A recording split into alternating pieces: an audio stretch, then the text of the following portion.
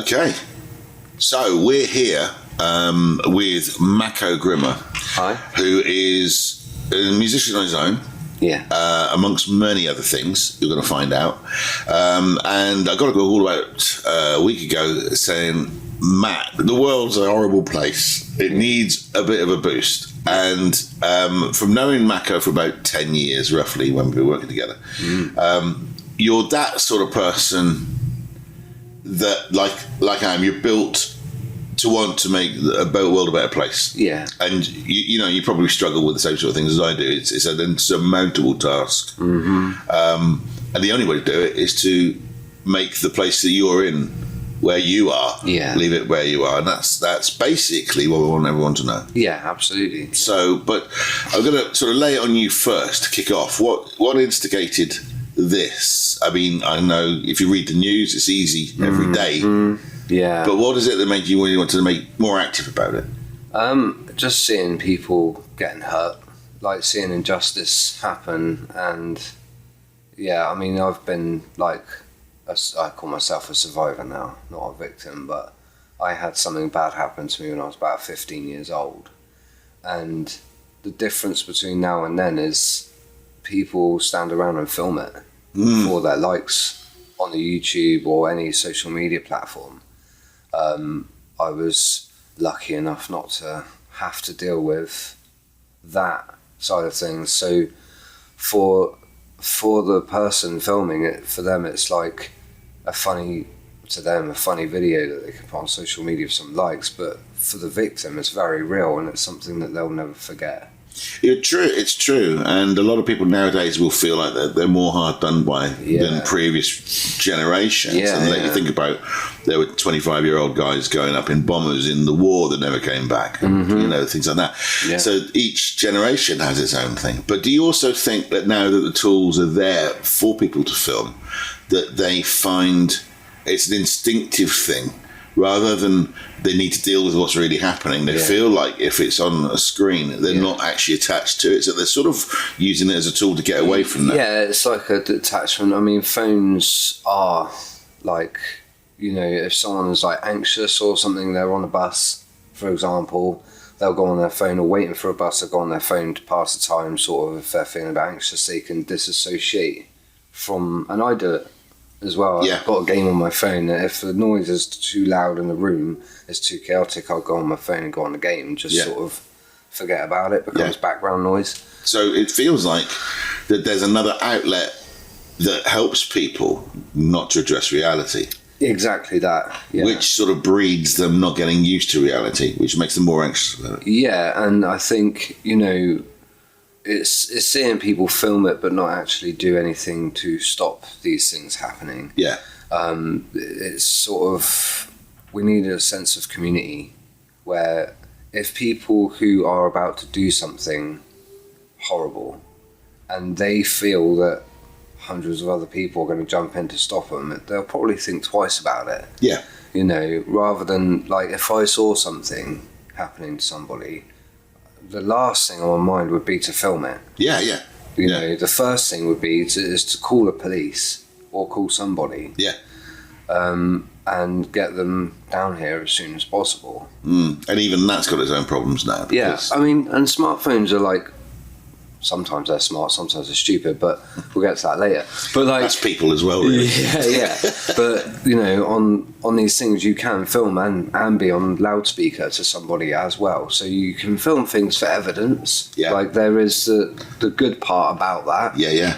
But it's not necessarily what people are actually using it for. They're just putting it up. And I think the other thing about phones as well is we're getting stuff thrown in your face daily. It's bad news, global news. It's the horrible things that are happening to people all around us. And before, you wouldn't see these things until the 10 o'clock news. Like, go back in the 90s, you'd wait till the 10 o'clock news, then you would see this thing happening. And then you would come away from it and be able to bring yourself back to yourself again. It was compartmentalised. At that point. Now it's just in your face all the time. You scroll Facebook, a pop-up will be there. So that opens up another problem, which we can expand on later. but people who straddle those generations, like you and me both, are sort of in that same generation. I remember not having phones in my pockets. I remember no computers. Right, and now everything is on tap. And sort of one thing I've noticed about that is that the easier you make it for people, the harder they've got it. Like if you can see with traffic as well in England, the legislation for all the signs to tell you what speed you're going and where there's a line for you to stop is that they all have to be there and they want to be visible. Right? You go to Bangladesh, there's no signs, there's not even lines on the road, and everyone's just going. Exactly. But they have less accidents because they know that the environment, they keep their wits about them. It's their responsibility. So, in that sense, working through that, I feel, and I don't know whether anyone agrees with me, but I feel that because people have this technology, that it's easier for them not to have to take responsibility for the environment they're in. So the nanny state has made them back into kids, turned them into kids. And of course, that's what governments, well, I'm not being political, but I can't think of, I mean, Norway and all the rest of it seems to have things right. You know, but most governments aren't in it because they're public servants. They're in it because oh great, I'm going to make a lot of money and then I can just start off and forget about it. So I think that's where a big problem is the technology has made things too easy. And now everyone's worried about what genre they are. It's created, entitlement. Like people, there's no patience anymore. We had videos. You had to like fast forward it through the advert. That's right. Do you remember that? Now you can't wait for 4 seconds for no, it's like skip. Everything's on tap. Everything's just instant. Netflix. So the character has not been built. For the people who are in these situations, their character isn't supporting their instincts. That's right. So that's where it be. But then, of course, I think, there is an older generation. There are many people I know that have it right, like yourself, because you're about 20 years younger than me, I think. I'm 36 now. So there is like half a generation's difference. And I know people younger than you that have that sort of opinion as well. And also a thing that these people don't have that instinct to shout about it. Because they just deal with it. They're stoic. They deal with it, and that's the way to deal with all of this, is to take it on board, take responsibility for how you're feeling, know that everybody else is anxious anyway.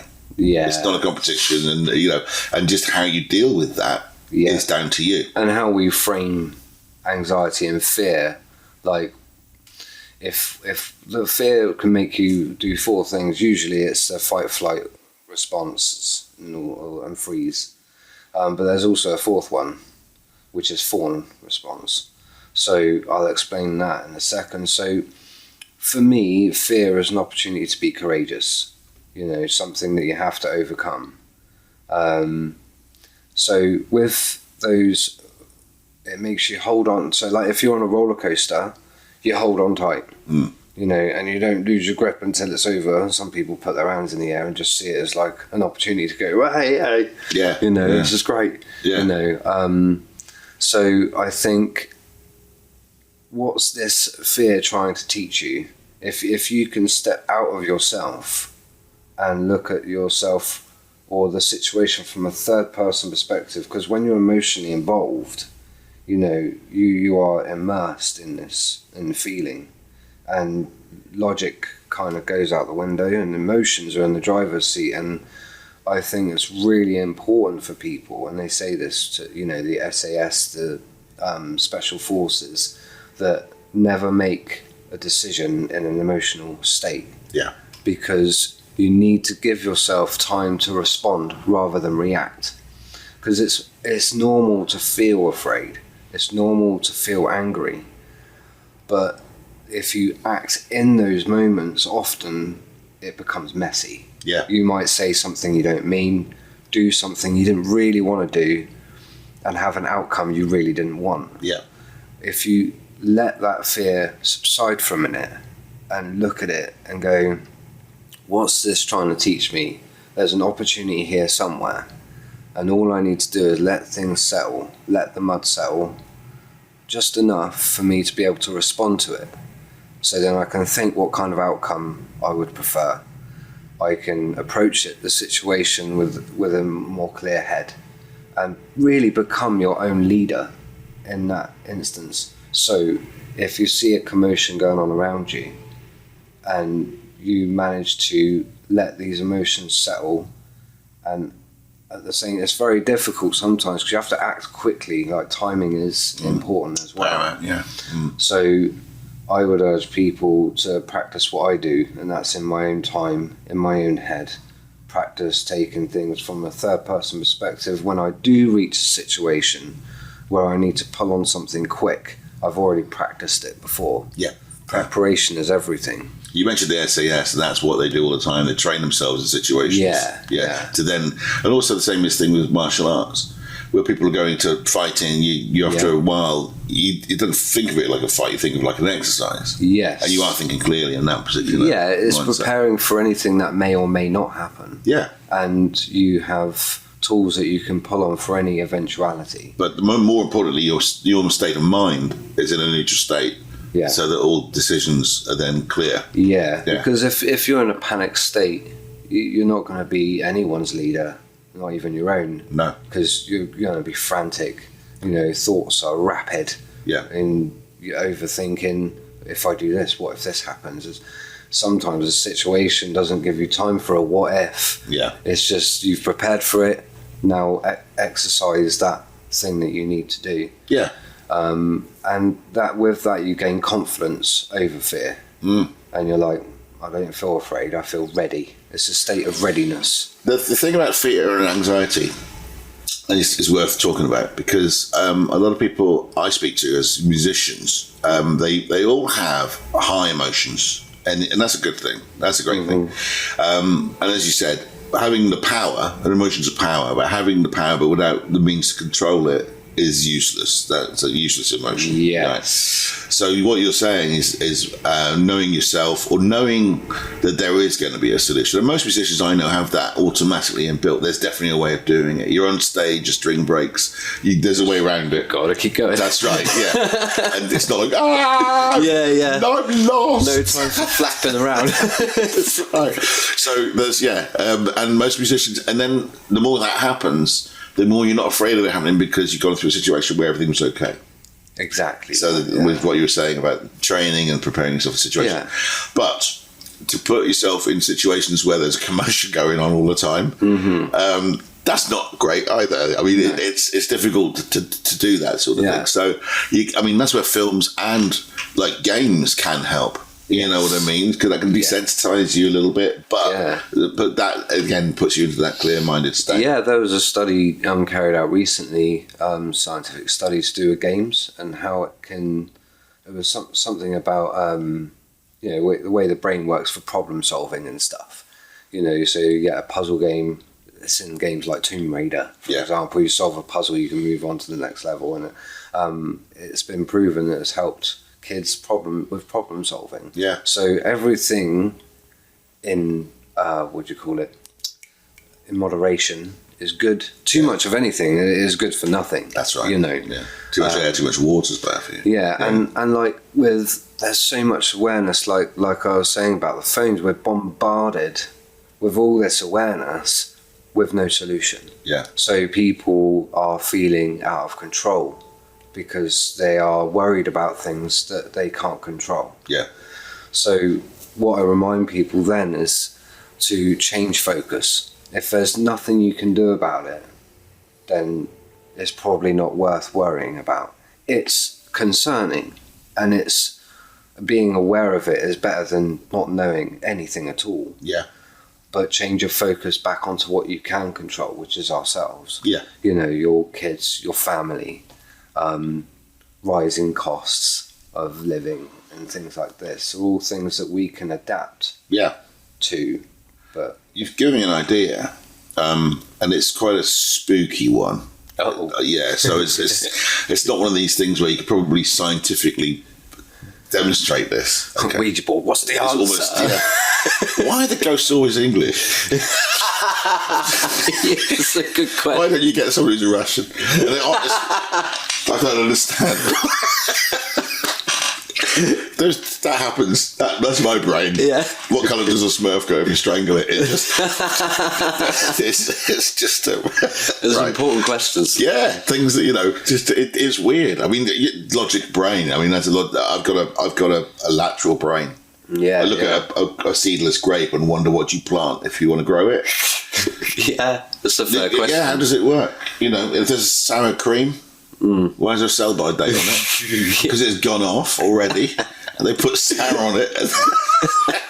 there's things like that. But that is your brain. I mean, knowing your own brain. But the way I do things, and I'm a fairly anxious person underneath, but my background has been in the MOD, and I've known about the training and conditioning, and you're not superhuman in those situations. No. You just have been there, or that there's a solution, and it's a combination of that can-do mind, being fit enough, and also, knowing what not to do in that situation is key. But still, through all of that, and it may be something called PTSD or boss syndrome or something like that. But I've got more anxious as I've got older. Yeah, but I've got more mortal as well, because when you're 20 years old, this is great. I'll cycle down, the motorway. I'll do everything, all the things you shouldn't do. But when you're 50 and you have kids, you start seeing the dangers before you did before.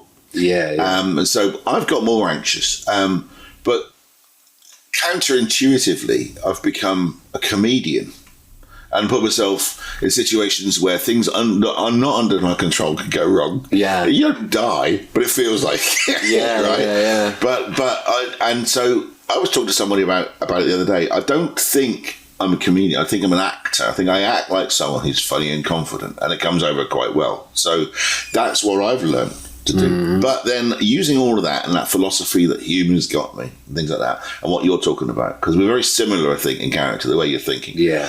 And I'd like to do more. And that's where I was, the position before. I was like a protector before, and now it's different. I'm a piano player. No one phones me up and says, can you play Bat Out of Hell, otherwise people might die. It's not an important gig. It's not an important job. Yeah, it's not a builder, it's not a plumber, it's not a doctor or anything like that. But during COVID, when people were really unsure about things, the one thing they really missed was going out more than anything else. Live music. So that sort of speaks to the modernisation of people and what they're used to being able to do and what they don't notice and take things for granted. But that's led me now to a path in my life where Mel, my wife, and I have taken a step back out of society because I think society is dysfunctional. Oh, yeah. And now more than ever. Yeah, and I'm sort of not willing to put myself into a situation where my family unit might be destroyed because of the idiocy of somebody else. Exactly. Right? And although I'm also scared about not reacting properly, having had a certain amount of training in situations to stop things in more aggressive situations where that could kick in, and then that would be too much helping. It's helped, but it's not helped him at all. It's not the best solution. That's right. So unknowing, not having been there before and being a different person now, unaware of what the subconscious will do. Yeah, and so Mel and I have employed that law of attraction idea where what we want the world to be, you basically imagine what you want it to be, and then anything is possible. Absolutely anything is possible. It's really odd to say that, but then the hard part is going through the steps properly. There's 4 or 5 steps, and then a detachment at the end of it all, which suddenly you realise everything you've asked for over the years has actually happened, but in a better way. And it's not you trying to fit it in. It's actually, that happened. Mel and I earn a certain amount of money. We're not rich. We're musicians. So I'm a musician. Mel's as a teacher, and now she's my PA, so she's even poorer than she was before. But we have a certain amount of money, but we have enough to pay the bills. But my dream was to not have a mortgage, to build our own house, all the rest of that sort of thing. And that was about 10 years ago I started. Similar to me, Yeah. But now we've built a narrowboat. things have happened where we're able to build it out. We have no mortgage. Yeah, I've been watching that. Yeah. Do you see what I mean? Yeah. So we've got our place that we live with the view that I wanted, which is amazing, right? With loads of trees. Also, everything I asked for. And then the world went, this is actually what you are asking for, but you don't know it yet. That's happened. And then I look back and I go, how did that happen? Yeah. That would have cost millions of pounds to get there. Yeah. But it turned out that we had enough to build a boat. That's amazing. Yeah, and now there's no cost. So we're in the situation that I imagined that to be and how I wanted to feel. Yeah. Now, I feel the same as you do. If you do that with the world, so do the Yoda. It's not the size of the problem. It's you thinking, it's just an object. Right? If you do that with the world, even one person does it. And if they do it effectively, then effectively that will work for them. Mm-hmm. Okay, so wherever they're working, and it's important not to say too specific, like I don't want any violence, I don't want any malicious. Right? It's how you want to feel in the normal world. Mm. So I don't want to be scared to say what I'm feeling. I don't want people to feel oppressed. I want them to feel free. All the rest of that. So you haven't said what the problem is. You've said what the answer, what you want it to be. Yeah. The world then goes in and works out what to do about that, and that's the way to do it, because there's no way we would. Yeah. We've had politicians trying to do it for years. We've had good people trying to do it. I'm not saying the politicians are good people. No. We've had people who were in politics who were set up because that needed doing. Yeah. It's turned into something else. Yeah, that's right. A bit like religion. Yeah. That's got its demons as well, and everything has. And I feel the common denominator is the human species. Mm-hmm. We're the dysfunctional ones that are screwing it all up. Then, going back to that, who's to say that we're not fully developed? Yeah. Who's to say that we're on the way to that, and this is our bacterial stage where everything is all chaotic, and what the hell are we going to be? Everything has its place. Yeah. So if we do our best on the front line to improve our section of time that we're in, it's not going to like Buddhism, because that could be a thing, but if we do our bit, then we're improving it as a general thing. Yeah. And I think in the end that becomes better for everybody else who's living there. So that's where I think the energy goes. Absolutely. And it's the one solution that to me seems tangible and reachable. It all starts with us. Yeah. And ends with us. Yeah. So I was going back to like Buddhism, which was really strange how you mentioned that. I studied Taoism to help me get to where I am now because of like PTSD, ADHD, autism. By the time I'm an old man, I might have the whole alphabet. I'm working on it. So in Taoism, it says, you create your own reality, and it all starts with thought. Yeah. And those thoughts become your words. Your words become your actions become your habits become character, and character becomes destiny. Does he factor feelings into that? Yes. So it talks about like controlling emotions, letting them settle. Yeah. Before you react, let them settle in order to respond. That's interesting. And also it talks about like the act of non-action can be more important than action. Yeah. Because sometimes the less you do, the better. That's true. You can make a situation worse very easily. Absolutely, yeah. The wisest man will know what to say to you, but the wiser man will know when not to say it. Yeah, that's true. So the power of non-action is just as important as acting at the right time. Space between the notes. Space. It's like if we took it into an analogy that people might understand of now. So, two people have met, they kind of like each other. The guy messages too much, she starts to feel pressure and loses interest because he did too much. If you poke a fire too much, it will go out. You have to give it air, and the flame will grow into a nice, burning fire. So I take these analogies in my own life and apply them. Yeah. And so far they've worked. And I just feel that if they've worked for someone who's mad as me, I could probably help a lot more people. All they need to do is, knowledge is power, but practice is the key to it. Yeah. It's like having a key to get into your house. and you're freezing outside, but you won't use your key, then it's useless. Yeah, you're going back to your original problem, or what we said earlier, is that people have the power to feel better. They do.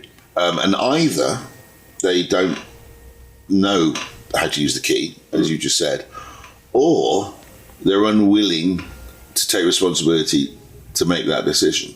Yes. Because they're not used to that environment. Yeah. There was actually a quote I heard yesterday, I think, that Sheena told me, which was, it was something like, you lose a lot more in indecision than making the wrong decision. Yes. Because if you make the wrong decision, I saw it this way, if you make the wrong decision, then at least you learned that to do different in the future. Yes. If you don't make one at all, you'll never know whether it was a right or wrong thing. That's true. Yeah. You know, so it all comes down to us and our ability to act and not to act at the right times.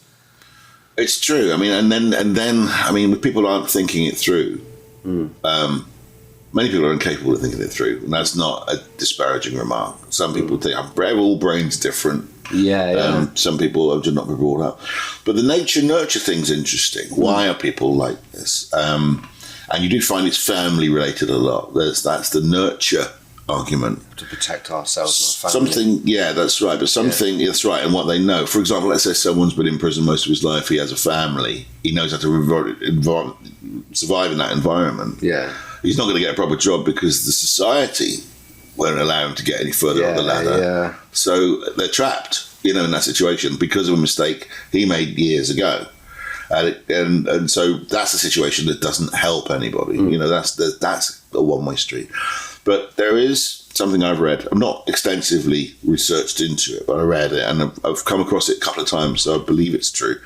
There's a part of the brain, and I think it's called the amygdala, and I think it's like the bindi spot that Indians have. Yeah, like the third eye. Yeah, I think it's roughly there, right? And it's like between the two halves of your brain. Yeah. And it's a gland, I don't know, right? I've heard about this. Yeah, so the size of that changes within people. Yeah. But the correlation is if someone sees someone fall over and their wallet falls out of their pocket, you and I'm fairly safe to say, would look at that and our actual instincts, without taking any society into consideration, our actual instincts would, oh, God, tell that bloke he's lost his wallet. He'll want to know his wallet's there. Yeah. Right. And we all know there are some people, their instinct will be, I'll wait for him not to look and I'll grab the wallet. Mm-hmm. Right? And they won't think there's anything wrong in that. That's an instinct. Yeah, okay. Finders keepers. Yeah. So he's lost his wallet, now it's mine. And that's a thing. They may be brought up. But the amygdala is that instinct. The bigger your amygdala is, the more benevolent you are, the more empathic you are. Mm-hmm. And the smaller the amygdala is, you're more likely to the instinct goes the other way, goes more selfish. Mm-hmm. Okay. And so that's a nature thing to me. That's the size of a part of your body. That's the size of your thumb. You're born with those. Families have that as well. There's a facial look that everyone has. Mm-hmm. And that's a nature thing. So I believe that at some point you are born looking in one direction, and it is possible through nurture to redirect that energy, polarize that energy. But knowing that being happy is a decision. Yes, yeah. You can decide to be happy with what you have. Yeah, absolutely, yeah. And I did that in NLP when I passed the course to become a therapist practitioner. It's a practitioner certificate to help people. It's neuro-linguistic brain programming, right? To help people reframe things, reprogram their own brain, the way they think. And also, sometimes it's not the way we think, it's more about how we feel. Yes. I'd rather see how I feel about something than, because thinking, the brain can be a chaotic place. But you come from a place of love when you feel it, if you connect to your heart space. That's why I always say, if you can come from a place of love, especially when in chaos, you're more likely to find solutions rather than become part of the problem. That's so, yeah. And again, it's giving yourself enough space to chill out, because I still got anger, you know, for people who tell you that. I'm the same. I snap. Yeah. I snap, and then it's gone. But once isn't that a feeling though? No, isn't that a feeling? No, yeah, it's that's something that means enough to you to get that reaction out of you. Yeah. But then you just have to give yourself enough time to respond. What's it teaching me? Come back with fresh eyes, and a different perspective as well. Sometimes that helps. It's like, well. Now, let's say that people who are in a quandary and they're lost, they want they want, you know, the world's a horrible place to them, but they're blaming everything else around them. You know, they're looking at the society, and that's an easy thing for people to do. Not take responsibility. Do you think that taking responsibility is the first step? That's the most. I can't think of another way round it without doing that in the process. It's like almost like a hinge point. Yeah. Where you really decide everything that happens to me is my responsibility. Even if it's a meteor heading towards me, right? It's just, that's fate. I'm underneath it at that particular time. Yeah. How we respond to things is our responsibility. And also being honest with ourselves when we've done something wrong as well, because a lot of people really struggle with that. Yeah. They don't want to, it feels uncomfortable. I want to escape that, you know.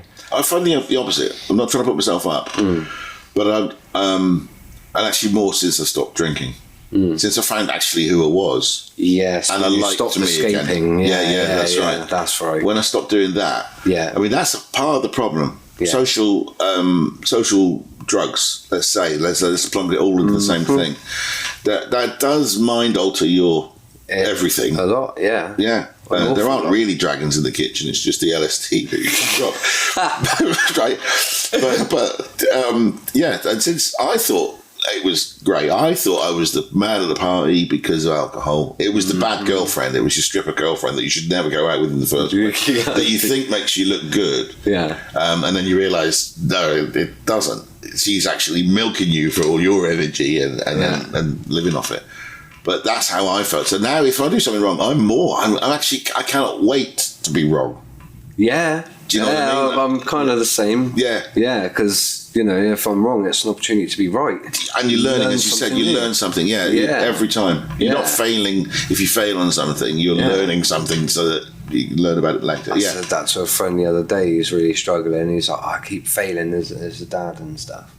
And I was like, you're not failing, you're still learning. And while you're alive, you'll forever be learning. Life is a constant, you know. And it's like, it's so hard. And I was like, it's supposed to be. Yeah. You know, don't rewarding. Don't pray for an easy life, as what Bruce Lee would say. Don't pray for an easy life. Pray for the strength to endure a difficult one, because it is. You know, it can't be good all the time. No.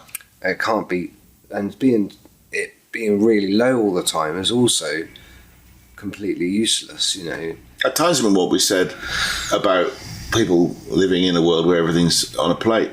That's the easy life, and they're struggling because natural living skills aren't being learnt. That's I mean, I'll go into a shop if you use cash. Some people don't even, like youngsters, don't even know what a 20 pence piece is. Yeah. They're like, they call their colleague over, can you, what's this? And they're like, oh, that's 20p, love. Like, oh, let me help you count this out. And it's like, oh my God. Yeah. Like, but, you know, basic skills, and now technology has come, it's taken over us to a point where people are losing the ability for basic skills. Let's go there, because because basic skills are dependent on where you are. Yes. All right. That's true. So we're going the old school, you know, counting out in an abacus, not using a calculator and learning how to do maths in your head and spelling and things like that, right? And that's when we needed it, right? But we don't need it now. That's right. Okay, so it may be to us a bad move, because it's not the hard road, and we're all fucking, let's go for it, right? Yeah. Let's rough it out. Yeah. Oh, that's the easy road. Let's go up the mountain. I'm tired. Oh, no, you're not. Have a banana. Use your legs. Have a banana. You feel like your dad, you know. Right. So, but now we're living in a world where the technology is there. And it makes things easy. We're recording this in something that would have cost thousands and thousands and thousands of pounds. A television it has studio. its place as well. Yeah, that's right. Like all things. Yeah, so enjoyment of life is being happy. The more you put into something, the more rewarding it is. Mm-hmm. That's true. But then these kids, they're grown up and things do things for them.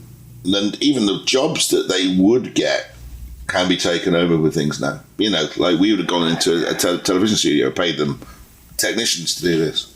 So with that, we're guilty of that, you see, in a way. Yeah, true. But what the world's going to be, no one knows. Maybe the rhythm of that, although it looks cheaper to us and easier to us, and we can't imagine living those lives.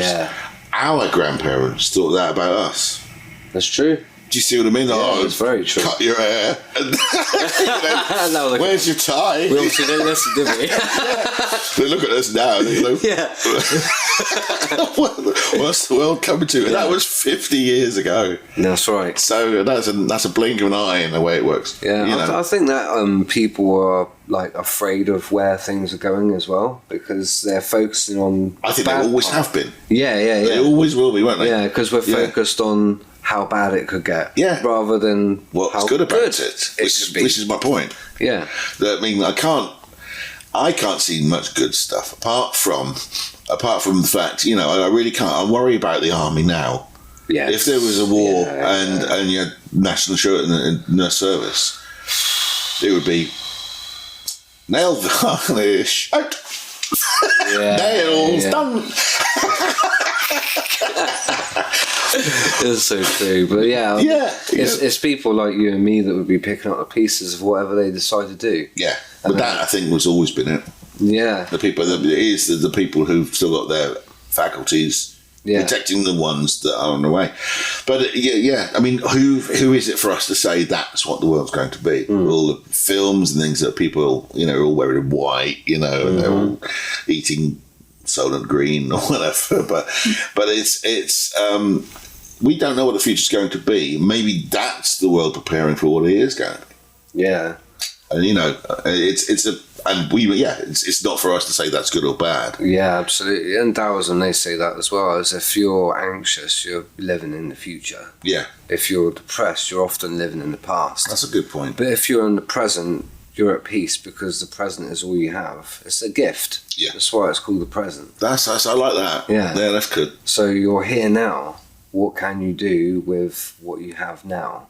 And don't overlook what you have, and be grateful for it. Don't look at what you haven't got or what you lost. Is there a way that you can put yourself in the present? I know a cheap way of doing it, a quick way of doing it, but is there a way that you do it? Music. Yeah. Okay. Music brings me into the moment, but also being aware of my body. So, you ever thought of somebody? They don't know you're thinking about them, obviously, and then you get a text off them. Yeah.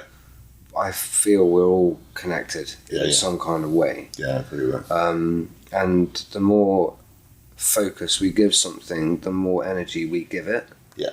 And some of those things don't deserve our energy. No. Whether that's some people don't deserve it, or some topics that don't deserve it. It's not serving us. It's actually hindering us. Yeah. So I call my energy back to me. I look at my hands.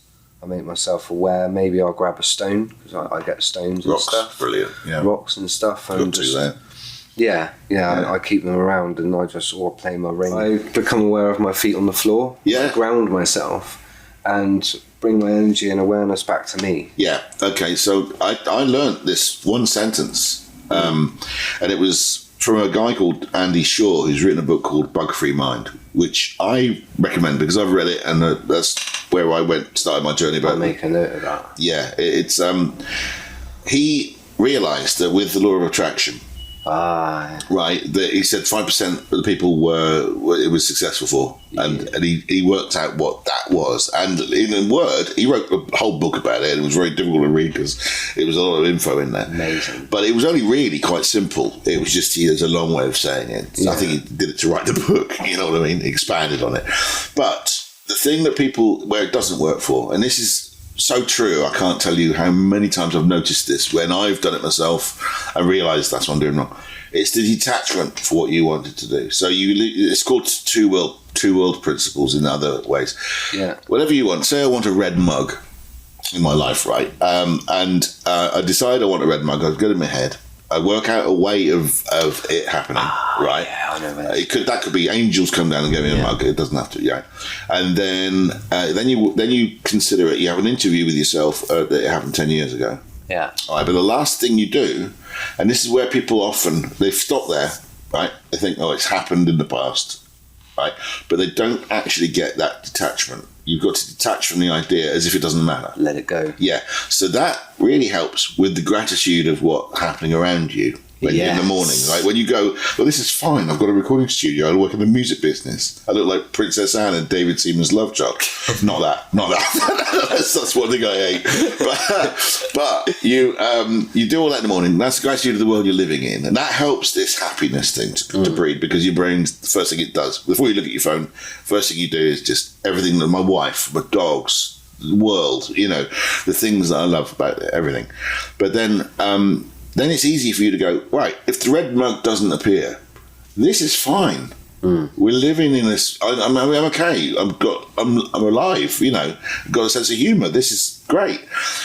If it does appear, this is even better. There's two ways that it can't get worse. Yeah. And if it does, you're in a good mood for you to be able to sort it out. Absolutely. So that's the key, and it's the detachment. Yes. And it is that getting away with it. But in his book, I went to Costa Rica for 10 days with my old mate John Cox, cool. who passed away, but he's the reason we called the dog Legless, the boat Legless. Oh, right. That's why it's called that, because he never got to see it. But he died, he was like 50 years old, but he was really good at it. That was recently, wasn't it? About a year or two ago. Yeah, Christmas it was a couple of years ago. But he was 50, he just run out of all his money. About in a month, I've got a picture of him now, a month before he died. He just suddenly had a brain embolism or something like this. Or a stroke or something it was. It was very quick. But and he said, "I've got to go get a job now." And he spent £800,000 in like 2 years, because it was his inheritance, and he just went around the world and did everything. Right? Awesome. Yeah. And then he died. And I hate to say, but he died just at the right time. Right? I don't have to get a job. Right? And that was the thing. It was supposed to happen. He never grew to worry about his old health, you know what I mean, and not being able to do basic functions for yourself, which I hate. It's one of the only things I'm scared of is having to rely on people and not letting them let you go. Do you know what I mean? Yeah. So, but he got to that point. But he took me. He paid for it. I paid him back. He paid for me to go over to Costa Rica to meet this author, Andy Shaw. We were like for 10 days, about 15 other people. We did this like retreat over in Costa Rica, and it was an amazing place. And we could ask him questions about this book. What do you think about this? And then I asked him about different things about this detachment.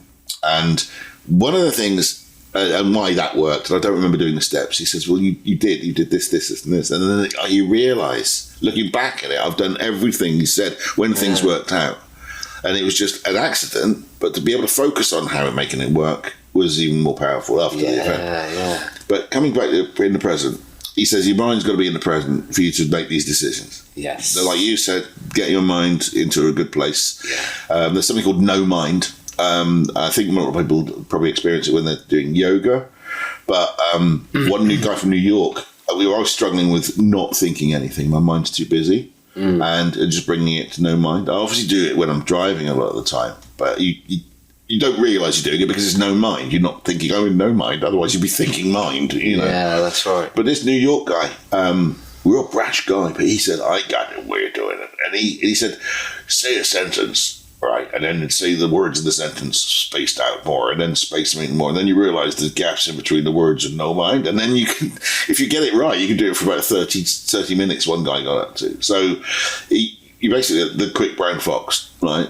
And then you go, the quick brown fox. And then you go, the quick brown fox. And then you realise you're thinking of the word, but there's part of that space where you're not thinking of anything. Yeah. Do you see what I mean? Right. Yeah. So you get into no mind, and that reboots your mind, bug-free mind. That's his essence. That is cool. It was really good. Anyway, then Andy Shaw came up with, if you want to be in the present, and you wonder if you are, because the reason I was asking you is that you seem to know when you're in the present. Like music takes you there. And it takes me to places and people and memories. To me, I'm all over the place with music. Music's so powerful. But I wouldn't say I'm in the present. I wouldn't know I'm in the present. One thing that takes me there is this sentence, and it says, "Am I in the present?" As soon as you say it to yourself, everything clarifies. Yeah.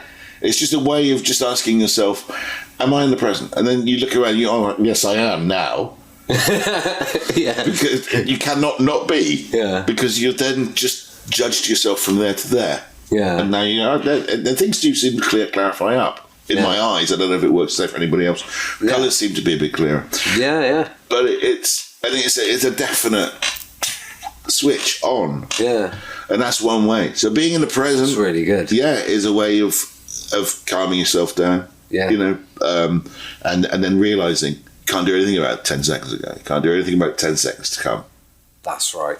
And that's the only. So 1/3 of your problems, 2/3 of your problems disappeared. Yeah.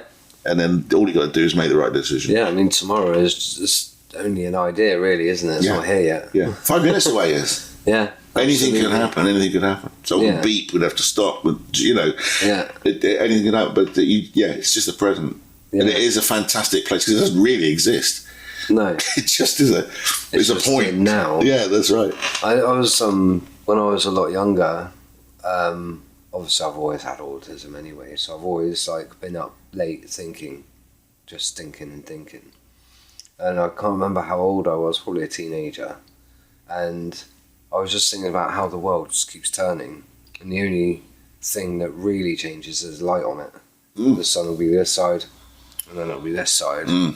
Actually, it just keeps going around like this. Yeah. So really, I thought, maybe we're just in one constant day. Just a really long day. So then I was thinking, actually, then, if that is the case, then yesterday and tomorrow is just an illusion. It's not relative to us, isn't it? Yeah. It's just something that we've made so that we can... Because of our rotation. Yeah. Yeah, that's right. So that we don't go mad. But it turns out we went mad anyway. Yeah. But they did. I mean, it was weird. They thought that the Earth was the centre of the universe. And it was Galileo that said it wasn't. And until he died, they didn't believe him. And I forgot about that. Yeah.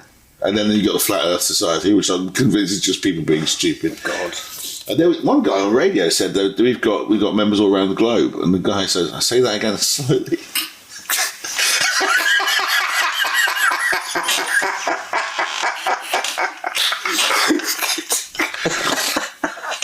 And then I saw another situation as well. Another situation as well I saw where people were just like, the moon, this is the moon, this is Saturn, this is the sun, right? And then this is the Earth, and it was like a disc. And then this is Venus and Mars. They're going, awkward.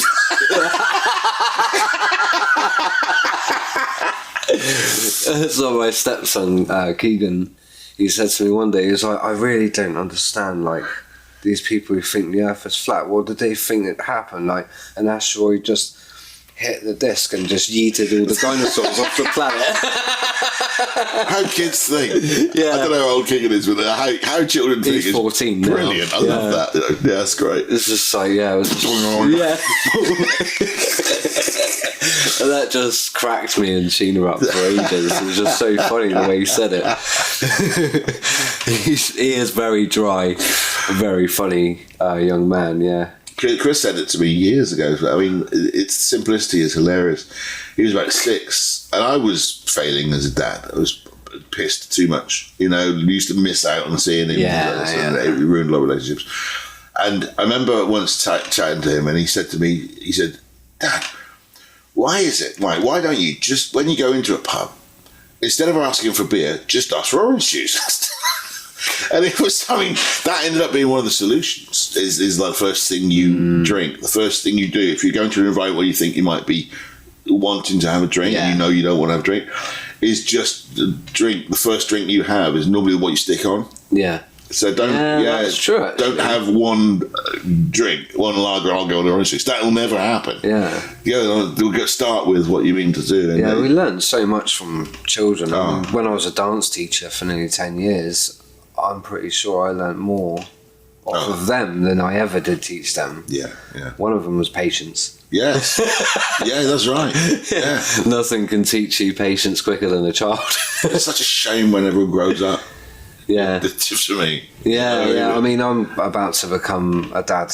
Yeah. Now. Congratulations, Robert. 9 weeks to go.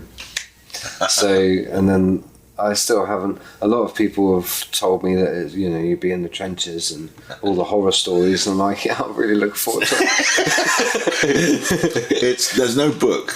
No. And again, you make it up as you go along. Everybody's done their own thing. But if you have no problems. No. You're going to have no problems. I'm looking forward to it. Yeah. You're the right person. I'm sure there are people that shouldn't be parents. Yeah, I'm sure listeners now are like, you look forward to it now, punk. Yeah. But I'm so proud of Chris. Yeah. I mean, he's my oldest. Yeah, and that's nice. Similarly, Chris's youngest brother, who lives in Portugal, he calls me his dad. He calls his other dad as well. Yeah. But which is great because then there's no rivalry. There's nothing.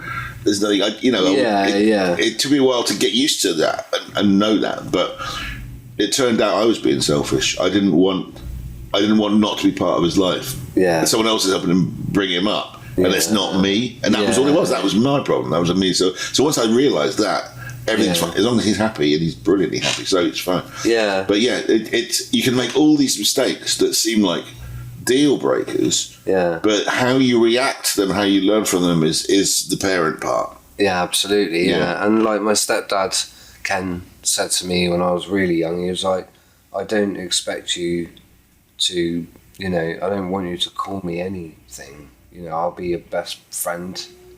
You can call me dad or stepdad or just Ken. Because I'll be whatever you need me to be.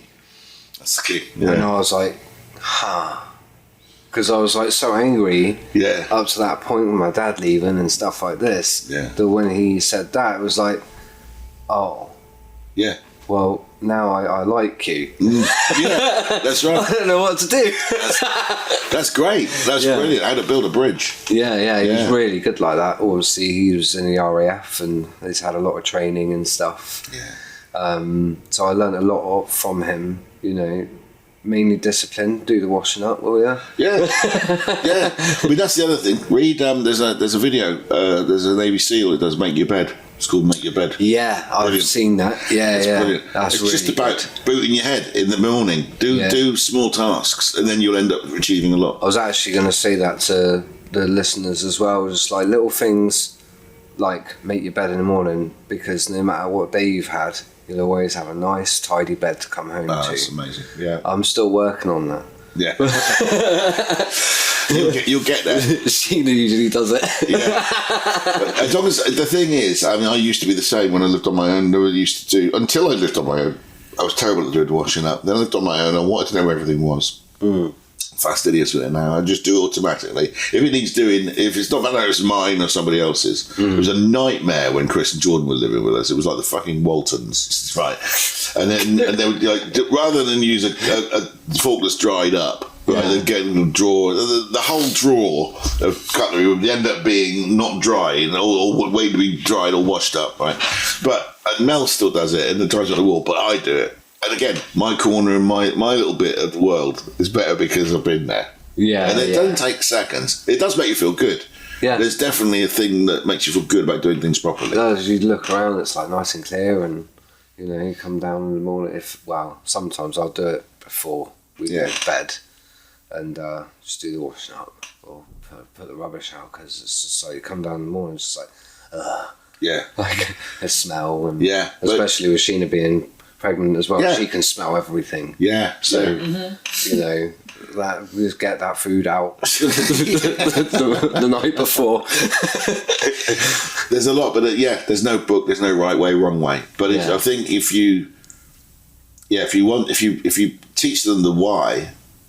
Yes, the why. Yeah, it's because then we've spoken about that. Yeah, and that's the thing, that the actual, again, cause and effect, which a lot of kids don't have because everything's instant. Yeah, if they get it wrong, they live in a virtual world, doesn't matter.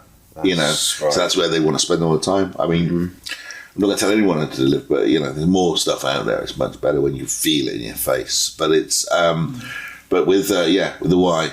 And then it becomes, that's the reason. It's not, you're just not telling me to wash it up. That's the reason. A lot of people will say, like, you know, why do you want to, like, make it music? And so, well, it's not just about me anymore. It's about everybody, what I can share with a lot of people. Hopefully just bring people together and make the world a better place. Yeah. You know? Yeah. If I can. I think if you can make one person smile in a day, that can have a ripple effect. They feel good, they tell this person that, this guy or whatever made me smile today, and they're in a really good mood. Now this other person's in a really good mood, and they go back to their families and they share it, and then it's exponential. Yeah, and it's like a ripple effect. You know, if you drop a pebble in the pond, the ripples cross the whole pond. Yeah. You know, it never stops. So that was one of my things, and giving people solutions for things, like little things. Like, I saw a post the other day that the costs of food are going to go up again. I'm already struggling. So me and Sheena sort of read this thing, and I'm like, right, do you know what? Sheena came up with a few good ideas, as she often does, you know. Let's eat air. Yeah.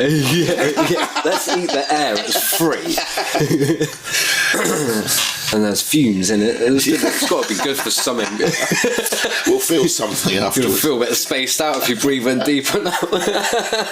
But no, I think, you know, we're going to start shopping at farm foods. Absolutely, like Go to your local bakery, go to your local butchers. Yeah. Because even like places like that were supposed to help people, they were called like budget supermarkets, helping people save, spend less and get more. So like Lidl's and Aldi are even putting their prices up. So I'm just like, I'm sure a lot of listeners are listening in, and we've had enough of that as well. So I just think, try going to your local, you know, go to your local butchers, you know, your local bakeries, you know, family-run businesses that need help anyway. Yeah.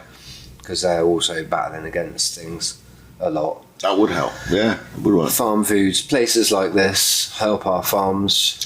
But also think about what you need, because we do overspend when we go to a supermarket. Yeah. So, get what you need. Yeah. Have a plan. Yeah. We'll eat that then, and that works for me. Yeah. Works. Really look at that. And also, you know, the price of like energy bills and stuff like this all mounts up. So we had no idea. Imagine if millions of people around the country turned all their power off for 2 hours a day. Yeah. You know. Yeah. What kind of impact would that have? And until we try it, we don't know. Yeah. It would be a very interesting. We've sort of been controlled with that by people who are way into this abundance market. So, like, big companies are overspending. When in the MOD, I got mad with all the waste, like in an office, the paper that you'd use one piece of paper for writing something down. You know what I mean? And then that would get thrown away. Yeah. It's hospitals. Chris and I, he was not very well. I think it was New Year's Eve, actually. He felt not bad, so I was like with him, and we were waiting in this room for about an hour. Well, I don't mind waiting, you know, because we could chat and things like this, but everything was on in this room. It was about the size of this. All these lights were on. All the equipment that was in there was on. And I was thinking, how much is it costing this room to run an hour? And then you imagine how much they're inflating the prices because it's a business rate. All of these inflations, all these different levels, everyone's taking their cut. That's the problem. And then how many hundreds of hospitals? Yeah. When someone says, it costs $5,000 for a hospital bed, why does it cost $5,000 for that? Right? I can see there's a motor in there. Give me the parts, I'll make it for about half that at least. You know, it's people inflating what they're doing to it is the cause of the problem. Yeah. And that's what needs to be sort of set. And you're right. If we went back to the farm shops, the local people, and you eat better as well. The quality of the food's better. Exactly that, and you'll probably get more for your money. You will, you know, and you're cooking it properly as well. Yeah, and it's fresh. Yeah. It's absolutely fresh vegetables. You can't beat it. You know, like when I started training again, I was eating as clean as I possibly could. And I started down that track as well. Last year, I was nearly 13 stone. Now I'm down to 11, and that's just from diet. I haven't been training yet. I'm surprised the floor isn't doing this. I measured myself in, and I was like 18 stone, and I'm like, big boned. Big boned. Someone said I was out of shape, but round is a shape, so that's Absolutely, but yeah, I think if anyone's happy with themselves where they're at, that's important as well. Yeah. Accepting, where they're at and being okay with it. I think things work in tandem as well, because when you're genuinely happy, other things get solved that are a part of it that you hadn't really asked for. Yeah. But when we're on the boat, I'm doing a lot more walking now. I actually lost a little bit of weight. I probably lost a stone since the last month. It's a lot of work. Yeah. So you built the boat as well? No, I didn't build the boat. We got someone to build it. Oh, right. Okay. But at the moment, it's when it goes into the water, it doesn't go into the water finished inside, because you need the floors to be loose because the ballast is under the floors, and you need to rebalance the ballast once it's on water. So that was on the 19th of August. Yeah. And then we have floorboards in there, just loose, or big panels of plywood, and then we moved the stuff in, and so it's a big sliding puzzle as we're doing the walls bit by bit. Wow. And and so we're living in there with the beds in there. There's a loo in there. We've got it plumbed and we've got electricity. We're able to live on it. It goes backwards and forwards, but it's like doing a flat up. As you move in, you're getting stuff for it. Yeah. So I'm walking like a mile with a trolley with stuff from a storage unit. Quite amazing. Yeah, so we're losing weight all the time, and it feels great. Moving around. Yes, exactly. Being busy. Look, I was supposed to hear half the week. I'm sat in front of a studio just going, yeah. Like Jabba the Hutt. Well, rest is also just as important as moving around as well. You've got to give your body enough time to recuperate from certain things. Otherwise, if your body's knackered, then it's no good to anything. So looking after yourself. So in body and mind, going back to what we've covered so far, it's essentially down to making a decision to do something, knowing that you can, and knowing that it isn't a massive, hard slog. It's not don't think of it like a whole different life. Yeah. Think of it like just do one thing that's better for you. Yeah. And that can start with deciding to be happy. Yeah. Yeah. Being happy. It's not having what you want, it's wanting what you have. Yeah. And then that is a good place to start. Look at what you do have. Yeah. And this is I take this for granted. I've got a sink, I've got a shower, I've got electricity, I've got a phone, I've got friends, I've got dogs, I've got my partner, and all these things that you've got a roof, you've got your health. These things, if you just list these in the morning and then just start your day like that, then you're programming your mind to look for the right things. Exactly. That's an NLP programming. It's really important, like how you treat yourself. You can then ripple that out of yourself and treat others as how you treat yourself, how you treat others. And I think we need this kind of feeling again where the community's coming together. But it starts with the person first. Yeah. How they treat themselves, how they treat others, and bringing people together, doing what you feel is right, even when no one's looking. Yeah. It's really important, to start doing things for each other again. You see someone in the pickle, help them out. Yes. Don't just walk on by, because if we're ignorant to someone else's injustice, one day we might too find ourselves a victim of injustice and no one stepped in to help. And I've been in that situation before. That's your cause and effect as well. If someone doesn't naturally feel like they can help someone, put yourself in their situation, what would you like if someone did that? Yeah. And then you could do that. And then be breeding that sort of thing going absolutely. And the things that are being thrown at us to our attention, like with the Charlie Kirk thing, I think choosing empathy over controversy at this point is the most important thing. Just little things like this, like just changing our way of thinking a little bit more. I don't agree with many, if anything, he said. Yes, exactly. But it doesn't mean I would never kill somebody. No, a different view. you know. I mean,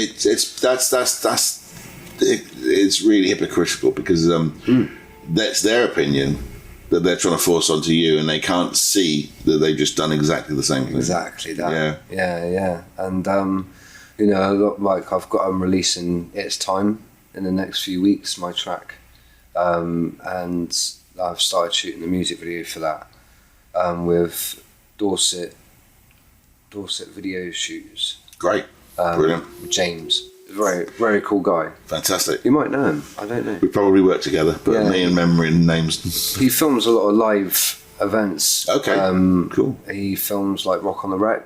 Oh right, great. Yeah. Great. I've played there twice. Yeah, because when I emailed, I was looking for just a company to do this video, and he's like, Macko Grimmer, I know you already. I filmed you like last year at Rock on the Wreck. I was like, all right, no introduction needed. It's hard to remember everybody all the time. Yeah, so that will be dropping in the next few weeks, and that is about, you know, the times that we're in and stuff. And I'm a mime. I've dressed up as a mime. Sheena did my makeup at like 5:30 in the morning. Excellent. Yeah, she's so supportive. You know, brilliant. Not only is she carrying a baby, she's got up at 5:30 in the morning to paint my face so that I might look good. At Christchurch, though, like 7 in the morning, dressed as a mime, dancing down the street, you get some funny looks. You should have done it in Boscombe. No one would have. I know. I should have thought about that. Yeah. Oh, that's just a mime. Yeah. So the mime is like symbolic for people who aren't speaking up. Yeah. Staying quiet through either fear or, you know, ignorance. Whatever. For whatever reason. The character himself is a bit of an instigator as well. It's a bit like the Joker. He's a bit like the embodiment of anarchy. Okay. You know, but he also highlights the things that are wrong. Yeah. You know, but the message really is in the end of the song is to really just love each other and try to spark a little bit of peace within the fuse that's thinning again, you know. There's many people out there that want exactly that.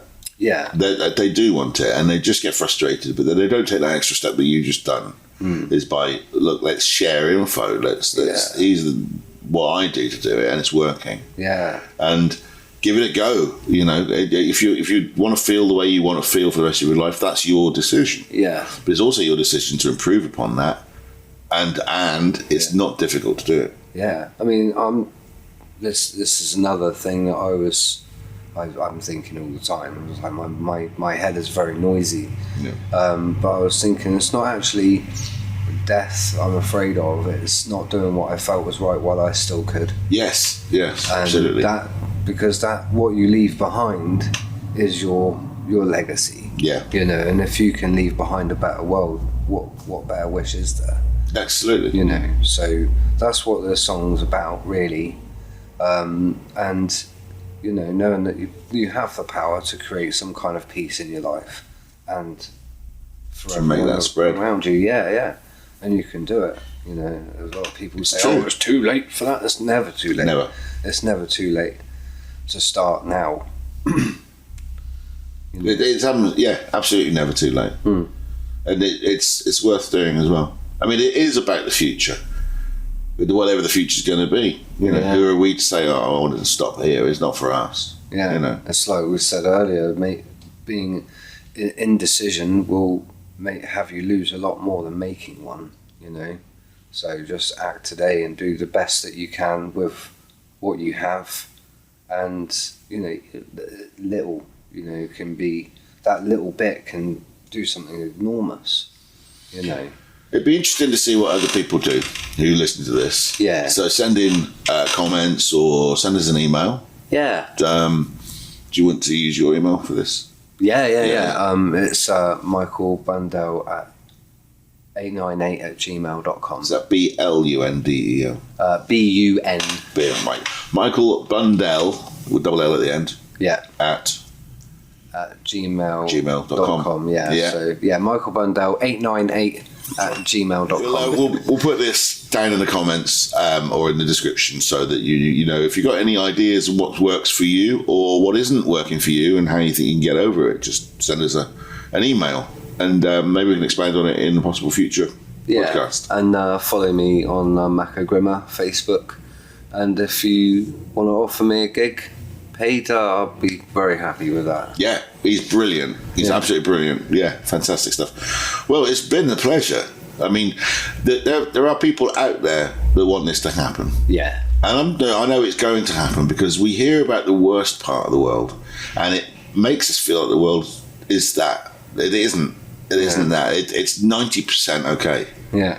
10% isn't, and everyone gets upset with it. But again, we just have to look around. And once you get into that in the present and you're looking around and you're getting the right information from first-hand sources, you realise that things aren't bad.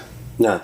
But we can make things better for people who they are bad for. We can help them. Yeah, absolutely. And you can help yourselves as well. Yeah.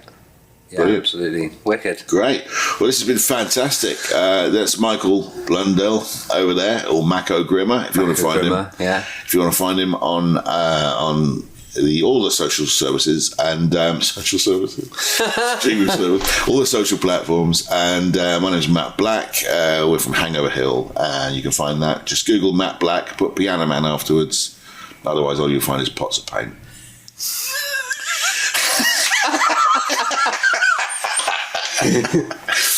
It's been a pleasure. This is really fantastic talking to you, Mike. Thank you. It really is great. I hope to do it again. Yeah, definitely. I'd love to. Thanks for listening, everyone. Love you all.